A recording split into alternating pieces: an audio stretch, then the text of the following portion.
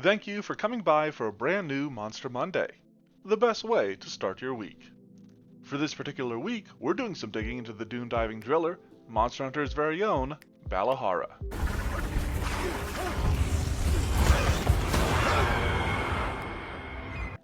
A quick disclaimer, Monster Hunter Wild's performance on my PC has just been getting worse and worse despite my endeavors to make it playable. As such, I have temporarily admitted surrender, and will be building these beasties without actually hunting them.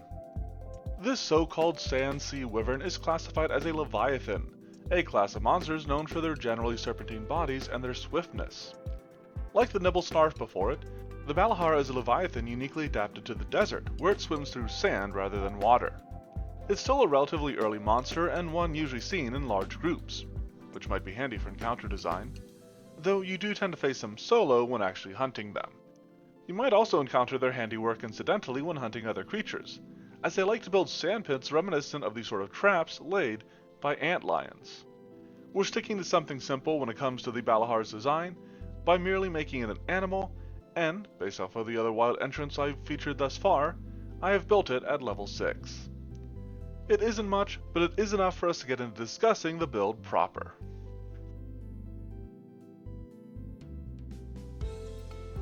Starting small, let's consider the Balahara's ability scores, which utilize a high strength as its primary attack stat, and to help it pull off some of its athletic maneuvers, even if that is simply swimming through sand and scaling rocky outcroppings.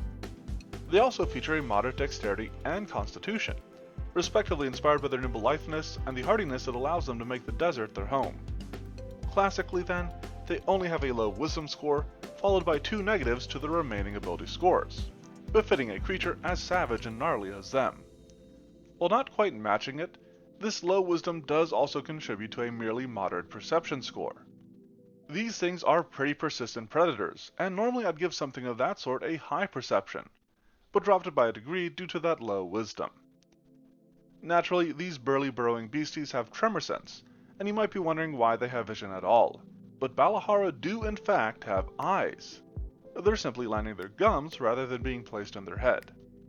This leaves them to rely on tremor sense while burrowing, and I think I've found a way to represent this sort of sight down in its defenses.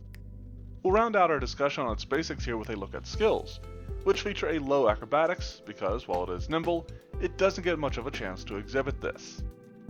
However, its high athletics is based off of its tendency to grapple other monsters, as well as how it swims through sand and swiftly scales the stony scenery.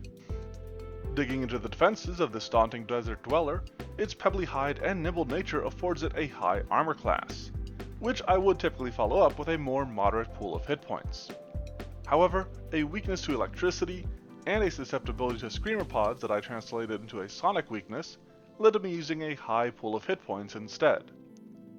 Now, these weaknesses are rather minor, but the existence of both of them led me into using this larger quantity of health. Also of note, its components use an extreme R class, and mainly affect its strikes, which we will go over shortly. As for the Balahara's saves, I leaned into a high reflex save based upon its lithe form and swiftness. It's still pretty physical, leading to a moderate fortitude save along its lineup, which also helps me account for its ability to thrive in the desert. Naturally, this leaves it with a low will save, but the Balahara also features a bonus on all saves against visual effects, since its eyes are nested in its gums, akin to a scallop, and I think this should afford it a reasonable way of representing that. That leaves us with the offensive stats to cover, which we will literally go over from tip to tip. We'll start at the heads with a Jaws strike that features a moderate attack bonus and only has the reach trait based on its serpentine shape. However, this deals high damage and comes with the grab ability, which will lead into some of the grappling we see it do. Furthermore, breaking it small prevents it from using that grab action, and keeps it from properly closing its mouth, meaning that it loses that bonus against visual effects. On the other end of the Balahara is its tail strike, which we mainly see it using like a drill. This is represented through an attack with a high bonus that deals moderate piercing damage, though we do see it occasionally sweep and smash its tail at its targets, lending to the versatile bludgeoning trait as well. From what I've observed, the weapons made from the Balahara include some degree of affinity, which is critical hit chance in Monster Hunter, and I wanted to represent that in the Balahara's design through the inclusion of the Fatal trait. letting it stab for about extreme damage when it manages to score a critical hit. I do think this also fits in nicely with the drill-like design of its lower body. However, breaking or severing its tail by taking out the component wholly removes this fatal trait.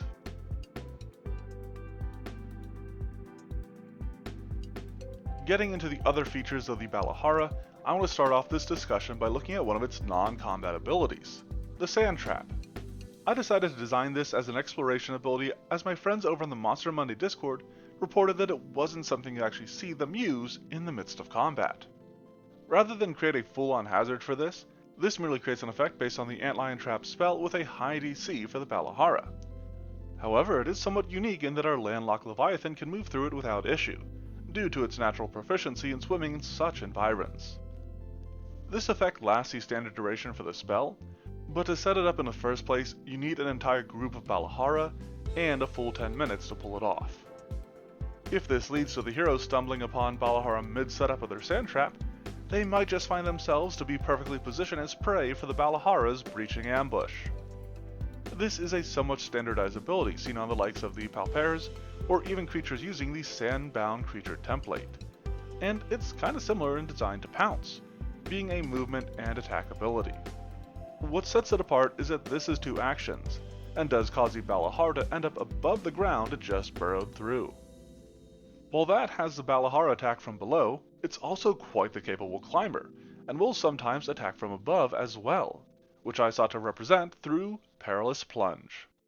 This is mostly just a special kind of drop that lets it transfer some of its momentum when dropping into a strike. It needs to actually land the strike to get the benefit of this feature, but doing so keeps it from falling prone and doles out a dollop of the damage from the drop into its strike to afford a mighty blow. A slightly more standardized ability for the Balahara is Constrict, an action that is based more on its confrontation with the Doshuguma than anything I saw it use against the hunters themselves. Its damage is in between a low and moderate value, while it uses a high DC against the basic fortitude save that this effect requires. With all that said, we can just about close out on this discussion, but before we do I want to look at a somewhat unique ability, the Balahara's Heavy Mud. Now, admittedly, it is one of those 2-action damaging area effects, but the Balahara can change this to be a cone or a line effect, though both deal limited use area damage with a high DC reflex save. In Monster Hunter, this spit inflicts Water Blight on the target, which reduces stamina recovery and thus makes it harder to perform actions. I tried to represent it through the slowed condition, as this encumbering mud makes the target slowed 1. For those weighed down by it, they can simply remove it with a single interact action. I actually originally designed this action with a moderate DC save to go along with it, but got convinced to remove the save, since having to spend the action to do so effectively leaves the character as slowed 2 for that specific turn.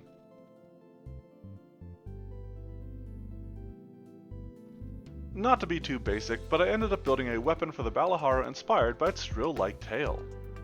I wanted to lean into the affinity of its weapons and thus settled on the weapon being a lance, which has the deadly trait and matches with the classic Monhun weapons such as the gun lance.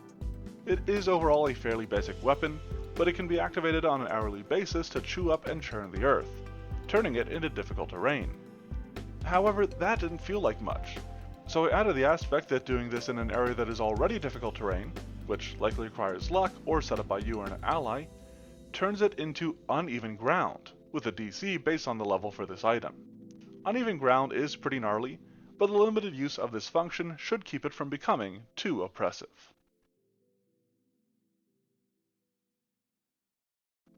Not too dissimilar to a dead horse, that's a Balahara beat. A deft and deadly desert dweller, this disturbing denizen dives through dunes, digs up dangers, and drags do-gooders into his den of depravity for dinner. While missions in-game feature you fighting this fearsome foe on its lonesome, they are often featured in large groups, and I wholly encourage you to run them as such. It might be fun to do a chase scene with a herd of Balahara through the desert, before the heroes face off against the most tenacious of these terrors. Alternatively, the heroes might simply stumble into one of the traps of the Balahara, and find themselves dropped right into one of their nests. Let me know what you think of this creature and what other sorts of monsters you'd like to see in a comment. If you like what you see here and want more, be sure to leave a like and then subscribe to the channel. You can also check out the blog, which is linked below along with the Twitter and Discord. Thanks for watching and have a monstrous Monday.